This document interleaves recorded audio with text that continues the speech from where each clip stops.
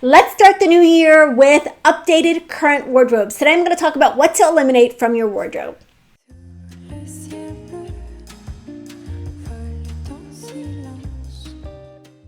Hey, welcome back to my channel. My name is Netta. My whole goal for this channel is to help you build a wardrobe in a style that you love so that you look beautiful and feel confident every single day. So for those of you who've noticed my beautiful nails, I'm finally able to paint them again after damaging them trying to remove my own gel manicure. But this is a gel manicure that I will not be removing on my own. It's called Dutch Tulip. I absolutely love the color. So I will link it below if I can find it. But shout out to Emerald Nails for making me feel pretty again. Okay, can't wait to talk about today's video because one of the things that many of us do sort of towards the end of the year or the beginning of a new one is to kind of reevaluate our wardrobe, maybe do a little closet edit, maybe do a closet purge, maybe organization. And so I kind of wanted to give you some ideas about, as you're going through the clothes in your closet and the accessories in your closet, what you might want to consider eliminating. This is not a comprehensive list. This is not everything and anything that you should be taking out of your closet, but these are things to think about that are not currently current, that you might want to at least put aside for the time being. Some of these things will come back. Some of them might not. We all know that when things come back, they don't always look the way that they looked in their first or second or 12th iteration. So, that's up to you. But these are things that I don't think should be in your current closet, in your current rotation. I firmly believe that everything that you see in your closet should be clothes that you can currently wear that season, that fit you, and that are contemporary. So none of the things that, don't fit, are out of style, are out of season, should be in that prime real estate that is your current closet, if you can at all help it. So anyway, I hope you find this list helpful. Let's get started. The first thing I want to talk about is over-the-top heels. And by over-the-top heels, I'm talking about heels that have so much going on. I don't think that, honestly, these are elegant under almost any circumstances, but definitely they're not what is currently happening in shoes. Shoes are a little bit more minimal right now. They're either minimal and sleek or they're chunky, but they don't have a ton of doodads, a ton of things going on at one time. So if you've got shoes, with a platform and chains and peep toe and this and the other, you may want to retire those for the time being. They are definitely not contemporary or current, and they're very limiting. I will also say that peep toe shoes are not a thing right now, so those are also something that you can retire for the time being. So over the top shoes, peep toe shoes, the platforms with a lot of things going on them, on them from a few years ago, those are things that you can currently put aside and retire from your wardrobe. Okay, the next thing I want to talk about is jeggings. So jeggings were never my favorite. Yes, I know they're comfortable and they're leggings that feel like jeans that feel like leggings, or leggings that feel like jeans, whatever. But they were never, they were always really hard to wear. They were always really hard to style. They only kind of went with a couple of different styles of tops.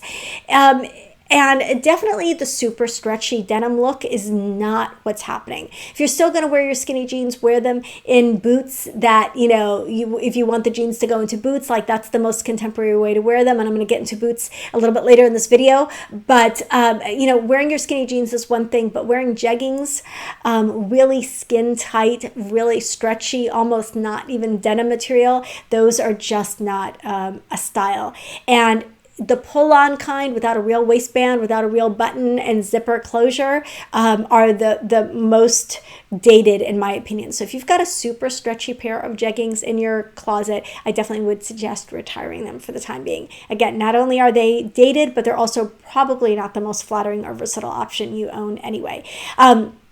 If you're trying to transition away from skinnies or jeggings, I suggest trying, and I mentioned this in another video, a slim boyfriend or a slim straight. Mott and Bow slim boyfriend is one I absolutely recommend. The other option would be to go up a size or two in a skinny jean like I did with the mother jeans, and they will fit a little bit slouchier and it will look a little bit more contemporary. My daughter was like, well, those are just a step up from skinny jeans, and maybe they are, but they are definitely a step up from skinny jeans. They're not skin tight. They don't hug your leg all the way down, and so they look a lot more contemporary. Okay, the next thing I want to say to get rid of is an unflattering sweat set, loungewear set. I'm so torn on lounge sets. I really am. I kind of feel like so much of us have lounge stuff already in our wardrobes, and I don't really see spending $100, $150 on another lounge set. However, if you really love them, if they really are your go-tos, if you really live in them, at least make sure it's a flattering and a pretty one in a color that works for you. It's not so excessively baggy that you just feel like a lump in it, right? Like you just don't want to wear just a baggy sweatshirt and baggy sweatpants and everything just loose and boxy and just not at all cute. So if you're going to make an investment in a lounge set, make it a cute lounge set. It could be a sweater knit lounge set, it could be a fleece lounge set, or a traditional sweatshirt lounge set, whatever you choose. Make it kind of flattering, make it cute, and the really dumpy, schlumpy, baggy sweats need to go. Unless you're like, I don't know, gardening or doing something where you're going to destroy them, there's just no reason to choose those over something that is cuter and more flattering. Okay, next category is a little bit more general. It's clothes that don't fit.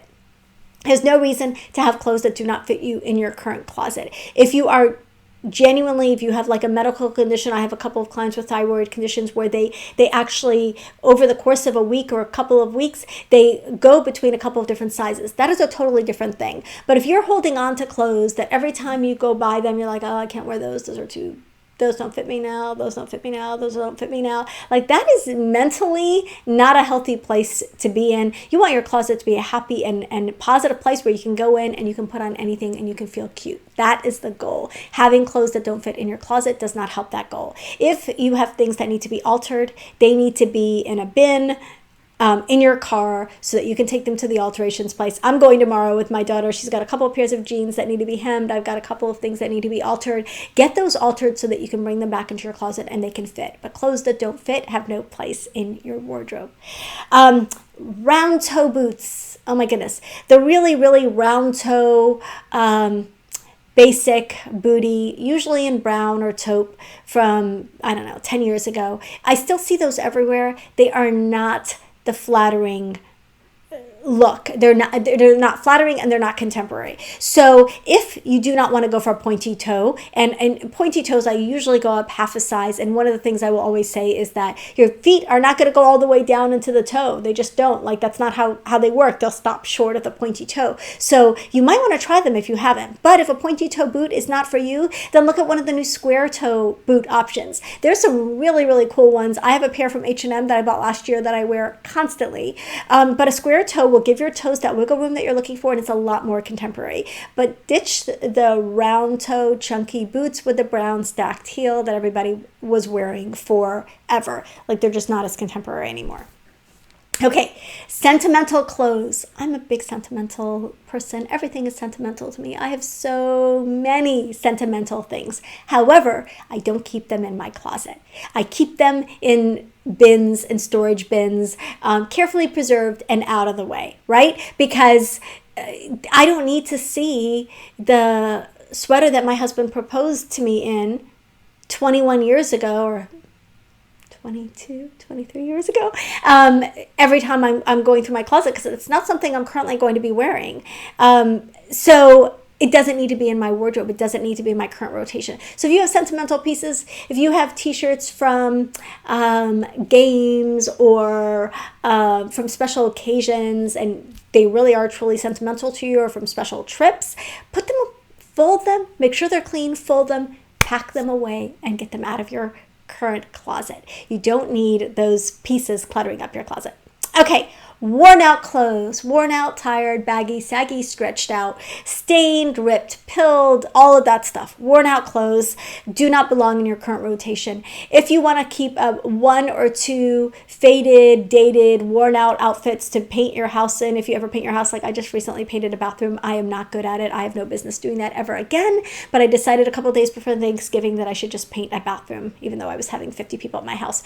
But I digress. You do not want, you might want an outfit or two that you keep just for like really messy projects. Otherwise, get the rest of them away. How many messy outfits and how many messy projects are you possibly going to be doing? Unless you are literally rolling in the mud every day, you only need one or two, and then you're going to wash them and you can reuse them, right? So worn out, tired, faded, stretched out, pilled, ripped, whatever. Get those things out of your rotation. You want to be able to grab something and feel really cute in it. And if you look down at your sweater and it's all pilly, that's not going to have that effect. Okay, long sweaters. Sweaters now are hitting at like the waist length. Like this sweater that I'm wearing is waist length. That's where sweaters should be right now. You do not want to wear a sweater. I'm not talking about cardigans. I'm talking about regular sweaters that hits you like hip length or lower. It's just not a contemporary length. It's not a contemporary look. One of the ways that we've seen the silhouette shift over the last several years is that waistlines on pants have gotten higher and hems on tops have gotten higher as well. So you're not. It's not like you're going to let your tummy hang out. And sometimes we're finding things that are a little too short, but you really want something that hits right around that waist area. That's going to be a flattering spot for you. If you have a favorite sweater that is a little bit longer, consider doing a front tuck and shortening it a little bit in the front to give it a little bit more of a contemporary look. Okay, so I said long sweaters are not in style. The opposite is true for blazers. Long blazers are in style. Short like fitted blazers are not really what's happening in style right now. I had a hard time with this because I'm petite, and I'm going to do a separate video on how to style some of these longer pieces as a petite person. But one of my big tips for you, if you're trying a longer jacket and you are petite, it still has to hit you at a flattering length. It can't be, you can't buy a jacket for a 5'10" person and put it on a 5'2" person and expect the length to be at all flattering. So try to find those in a petite size. Do not buy them oversized because they're designed to be oversized. So buy them true to size and make sure that what you're wearing underneath a longer blazer defines your waist. So you want a top tucked into bottoms underneath a longer blazer, or especially as a petite, or you're going to find that you've lost your shape and lost your, it's going to look bulky and boxy and not flattering.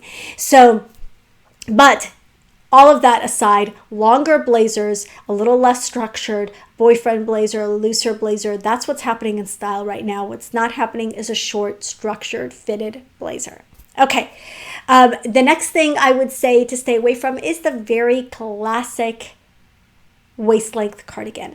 And I'm not talking about these updated cardigans that we're seeing everywhere. They're a little chunky, but a classic fitted, fine woven cardigan that hits at the waist is not flattering to wear, or not contemporary to wear as a cardigan. You can wear them as sweaters. So button them, because I do have a few of these that I actually wear buttoned up as sweaters, and that is totally fine, but you do not want to wear them as a cardigan or as a layering piece over something else. It's just not a really contemporary look. Instead, choose a longer, looser cardigan. That's going to be a lot more contemporary. Okay, the next thing I want to talk about is cold shoulder tops, cold shoulder sweaters, cold shoulder stuff. There are some modified cold shoulder things that look a little bit more contemporary, but the cold shoulder we were seeing for years, where you just have the little cutout on either shoulder, is just not like, it was a big thing 5 years ago. And I know a lot of women like it because it feels like, oh, I'm showing a little bit of skin, but I'm not showing my upper arms, and I get that. But there are puff sleeves and a lot of other different styles of tops now that will have the effect of covering your arms in a stylish and contemporary way. Cold shoulders are just not really that contemporary right now. So I would say retire the cold shoulder tops right now if you're still holding on to those. Okay, the next one is going to be tight boots. So I talked about the round toe boots, but also boots right now are slouchier, are a little bit wider around the leg. And so if you're going to look for a knee-high boot, or and even a mid calf boot, you want it a little bit boxier, you want it a little bit chunkier, you want it maybe slouchy, you want a little bit of room there in the boot area. You also want to look for, the most contemporary sole is like a lug sole or kind of a chunky sole. A boxy boot in general is going to be a lot more flattering right now than something that's super, super streamlined. So just something to keep in mind. You don't want a boot that hugs your knee, your leg all the way up to the knee at the moment. It's just not really the most stylish look. If you've got those boots, wear them under jeans that have a wider leg, and then just the toe or the bottom of the boot peeks out. Okay? The last thing I'm going to talk about is a little bit controversial. I have never been a huge fan of them, but I'm just going to put that out there. dirty sneakers. Dirty sneakers, I don't really think are a thing anymore. Now, everyone was paying, $600, $700 for the Golden Goose sneakers. Some of them are more expensive than that.